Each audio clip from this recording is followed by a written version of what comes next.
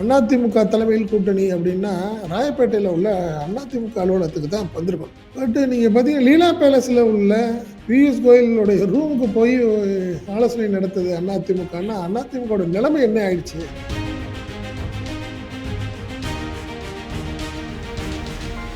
பியூஷ் கோயல் வந்து கூட்டணி பேச்சுவார்த்தைக்கு வந்த மாதிரி தெரியல, சீட்டு பங்கீட்டுக்காக வந்த மாதிரி தான் தெரியுது. கூட்டணி பேச்சுவார்த்தைன்னா அவர் என்ன பண்ணியிருக்கணும்னா, நீங்கள் ஓபிஎஸ்ஸை கூப்பிட்டுருக்கணும், டிடிவியை கூப்பிட்டு பேசியிருக்கணும், அதுக்கப்புறம் கடைசியாக நீங்கள் வந்து பேசணும். பட் இல்லை, பியூஷ் கோயலுக்கு சில உத்தரவுகள், அந்த உத்தரவை நிறைவேற்றுறதுக்காக வந்த மாதிரி தெரியுது. Is the commitment of our leader in Tamil Nadu Edappadi Palaniswami and together all the members and partners of AIADMK. ஓபிஎஸ்ஸும் பாஜக கூட்டணியோட வரப்போகுது. இது எல்லாமே வந்து பார்த்தீங்கன்னா கூட்டணி கட்சிகளாக வந்துடும். ஓபிஎஸ் ஒரு கட்சி தனி கட்சி ஆரம்பிச்சிட்டாரு, அது தனி டிடிவிட்டி ஒரு தனி கட்சி இருக்குது, அமமுகன்னு இருக்குது. ஸோ இவங்கெல்லாம் கூட்டணி கட்சிகளாக வந்துடும், பிஜேபி வாங்கி அவங்களுக்கெல்லாம் கொடுப்பாங்க அப்படின்னு ஒரு தகவல் சொல்கிறாங்க. இதுதான் தற்போதைய நிலைமை. ஆனால் டிடிவி என்ன முடிவெடுக்க போகிறார், ஓபிஎஸ் என்ன முடிவெடுக்க போகிறாருங்கிறது யாருக்கும் தெரியாத ஒரு சூழ்நிலையாக இருக்கு.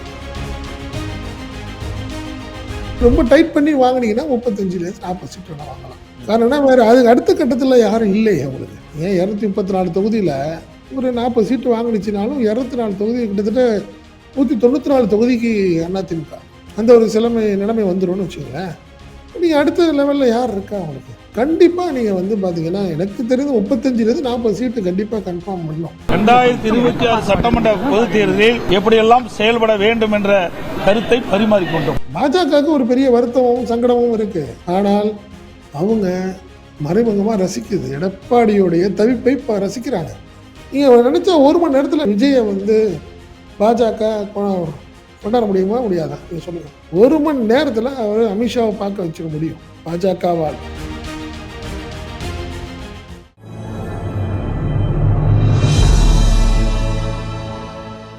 தமிழ் நியூஸ் நேயர்களுக்கு அன்பு வணக்கம். இன்றைய நேர்காணலில் நம்மோடு இணைந்திருப்பவர் தமிழ் நியூஸோட ஆசிரியர் மற்றும் பத்திரிகையாளர் திரு செந்தில் சார். சார் வணக்கம்.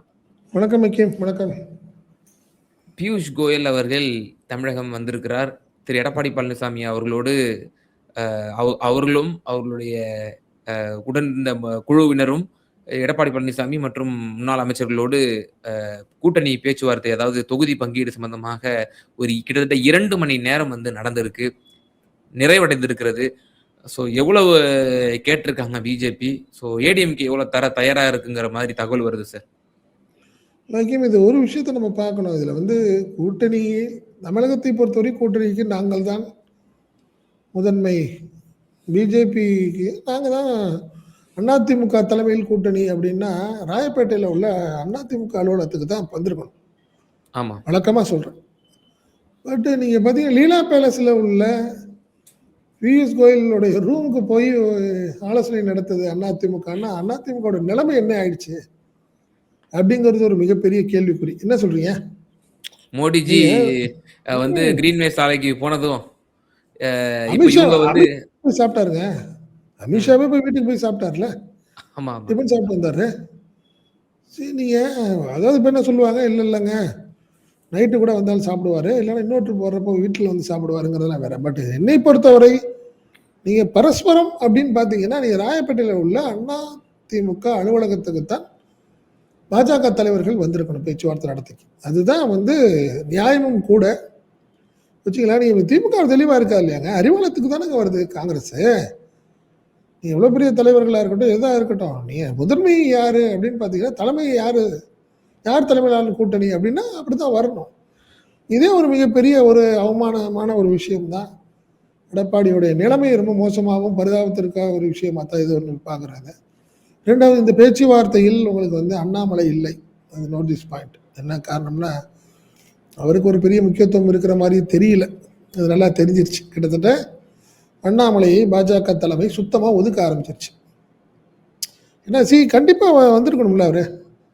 என்ன காரணம்னா நீங்கள் வந்து பாஸ்ட் பிரசிடென்ட் அவர், அதில் மாற்றமே இல்லை. அவருக்கு இன்றைக்கும் அவருக்கு ஒரு என்ன சொல்கிறது, நிர்வாகிகளிடம் ஒரு பெரிய அவருக்கு ஒரு பலம் இருக்குது, அவருக்கு ஒரு ஆதரவு இருக்குது. இந்த ஒரு நிலையில் இருக்கிறப்ப ஏன் நீங்கள் சுத்தமாக அண்ணாமலையை பாஜக ஒதுக்குகிறது அப்படிங்கிறது ஒரு பெரிய கேள்விக்குறியான விஷயம்.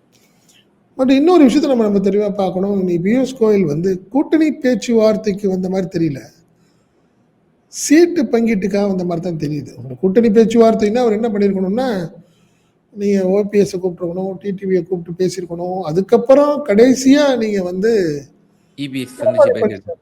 பேசணும். பட் இல்லை. ஸோ அதுவும் நல்லாவே தெரியுது. பியூஷ் கோயலுக்கு சில உத்தரவுகள், அந்த உத்தரவை நிறைவேற்றுறதுக்காக வந்த மாதிரி தெரியுது. எத்தனை சீட்டு அப்படின்னு நீங்கள் சொன்ன மாதிரி பார்த்தீங்கன்னா, கிட்டத்தட்ட ஏற்கனவே பலமுறை எல்லாத்துக்குமே தெரிந்த ஒரு விஷயம் தான் வச்சுக்கலேன். பாஜக வந்து ஆர்எஸ்எஸ் அந்த டீம் வந்து பிஜேபிக்கு ஆதரவு தொகுதிகள் அப்படின்னு கிட்டத்தட்ட ஒரு 65 தொகுதிகளை அவங்க ஃபைண்ட் அவுட் பண்ணி வச்சுருந்தாங்க. கடந்த தேர்தல்கள், கடைசியாக நடந்து முடிந்த பாராளுமன்ற தேர்தல், அதில் கிடைத்த வாக்குகள் விகிதங்கள் அடிப்படையிலும் நிர்வாகிகள் கிட்டத்தட்ட 30 வருஷமாக இருந்திருப்பாங்க, நிர்வாகிகள்லாம் இருப்பாங்க, ஃபெமிலியரான கேண்டிடேட்ஸ், அப்படி இந்த அடிப்படையில் பார்த்தீங்கன்னா ஒரு 65 தொகுதிகளை ஃபைண்ட் அவுட் பண்ணி வச்சுருந்தாங்க. அந்த லிஸ்ட்டையும் கொடுத்துருக்காங்க. எத்தனை சீட்டு ஃபைனல் ஆக போகுது அப்படிங்கிறது ஒரு கேள்விக்குறி. காரணம்னா 65 கொடுக்குமா அண்ணா திமுக அப்படின்னு பார்த்தீங்கன்னா வாய்ப்பே இல்லை தான். ஒருவேளை என்னை பொறுத்தவரை நீங்கள் வந்து ரொம்ப டைட் பண்ணி வாங்கினீங்கன்னா 35 40 சீட்டு வேணால் வாங்கலாம். காரணம்னா வேறு அதுக்கு அடுத்த கட்டத்தில் யாரும் இல்லையே உங்களுக்கு. நீங்கள் அதுதான் நீங்கள் 234 தொகுதியில் ஒரு 40 சீட்டு வாங்கினுச்சினாலும் 204 தொகுதி கிட்டத்தட்ட 194 தொகுதிக்கு அதிமுக அந்த ஒரு நிலைமை வந்துடும்னு வச்சுங்களேன். நீங்கள் அடுத்த லெவலில் யார் இருக்கா உங்களுக்கு?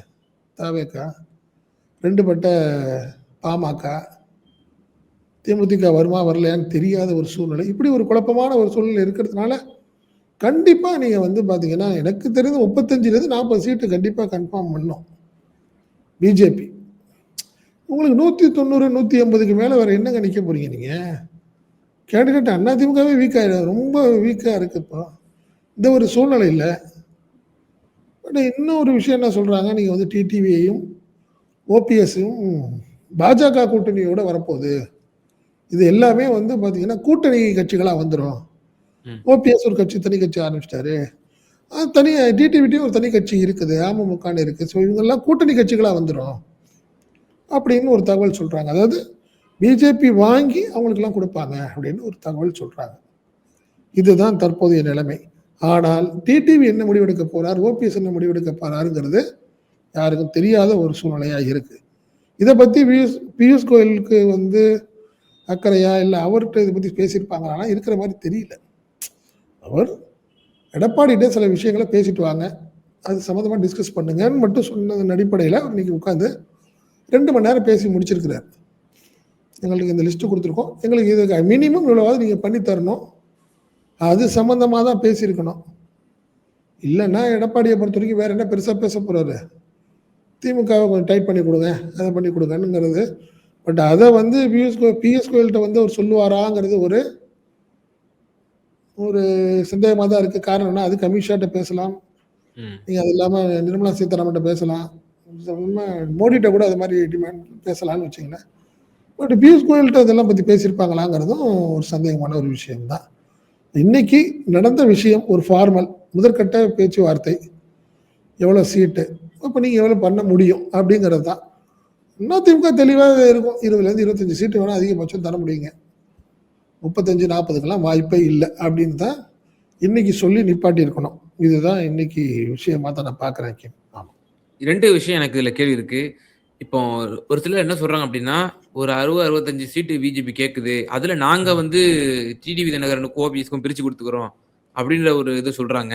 இன்னொன்று பியூஷ் கோயல் அவர்கள் விஜய் அவர்களை பார்த்து அவர் வந்து ஒரு ஸ்பாய்லர், வெற்றி தோல்வியை வந்து தீர்மானிக்கக்கூடியதா வந்து அவருடைய வாக்குகள் வந்து சிதற போவதற்கான வாய்ப்புகள் இருக்கு அப்படின்ற மாதிரி சொன்னாராம்.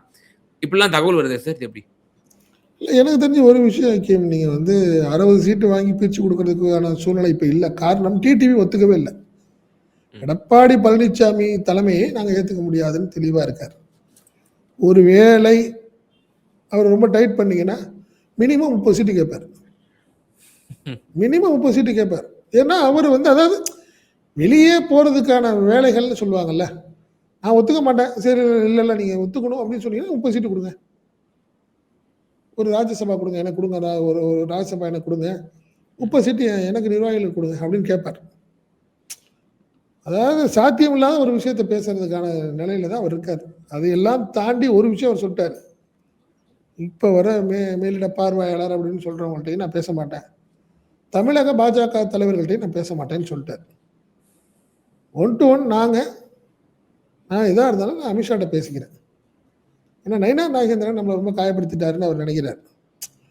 தொடர்ந்து அவர் நயினா நாகேந்திரனுடைய நடவடிக்கை எல்லாம் பார்த்தீங்கன்னா கிட்டத்தட்ட அதிமுக பிரமுகர் மாதிரியும் எடப்பாடியோடைய தீவிர ஆதரவாளர் மாதிரியும் நடந்துக்கிறாரு அப்படிங்கிறது தான் ஓபிஎஸ்ஸோடையும் டிடிவியோடைய குற்றச்சாட்டு.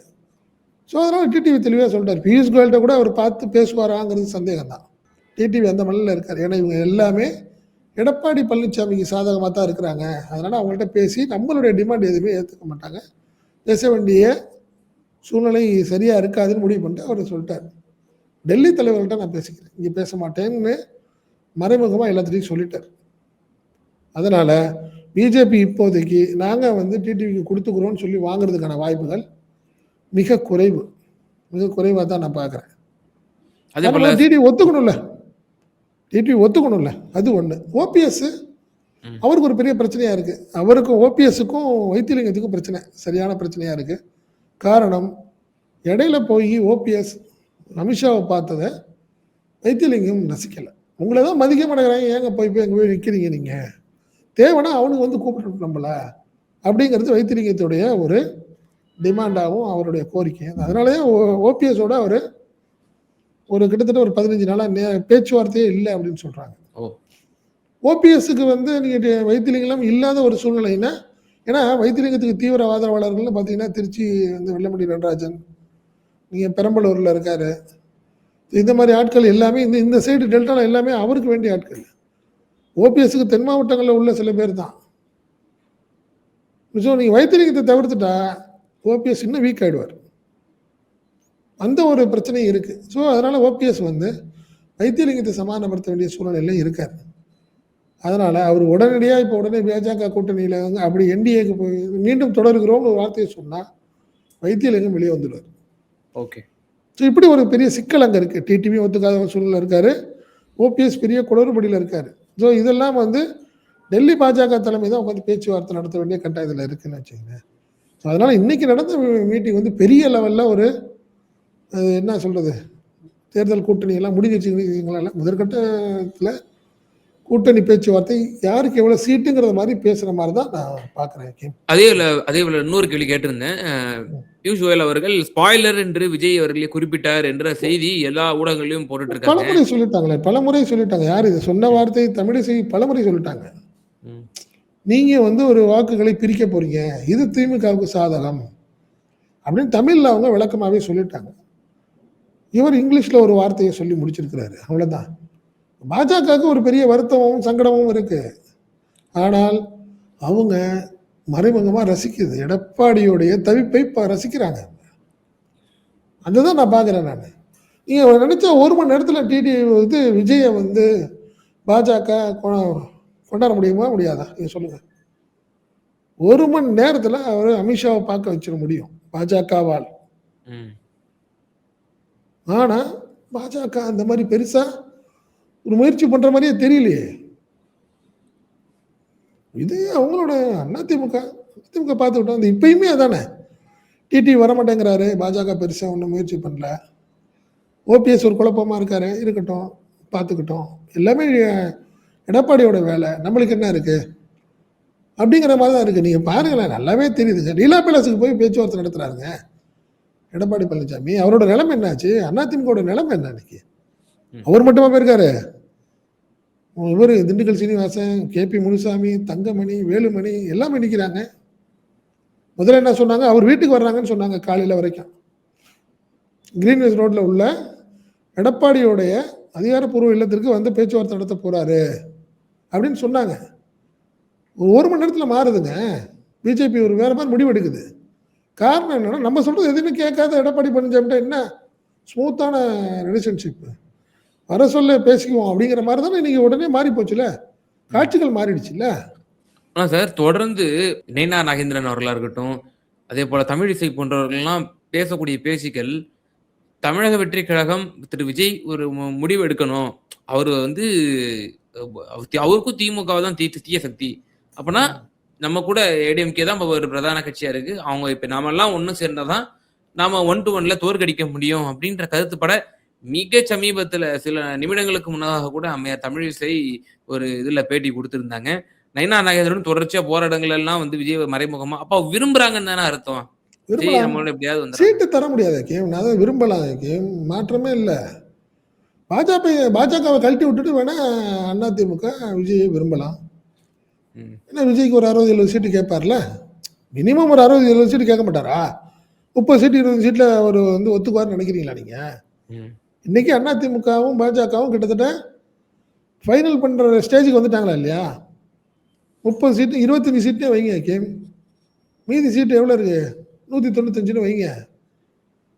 எவ்வளோ கொடுப்பீங்க விஜய்க்கு? சாத்தியமில்லாத ஒரு சூழ்நிலையில் போயிட்டு இருக்கு. நீங்கள் அதிமுக விஜய் அப்படின்னா வேற மாதிரி. பட் அதிமுக பாஜக கூட்டணியில் விஜய்னா பார்த்தீங்கன்னா சாத்தியமே இல்லைன்றேன் நான்.